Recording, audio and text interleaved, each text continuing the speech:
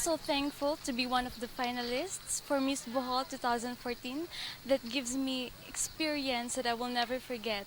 From workshops to location shoot into Bigon, which actually it is my first time to be into Bigon. And it was not such a nice experience, and to discover new beautiful sceneries in Bohol, like the Bat Sanctuary in Bigon, the Dumog Island, and the Nia Dam.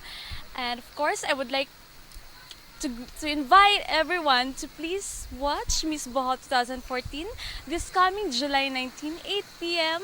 at Bohol Wisdom Gymnasium. See you there!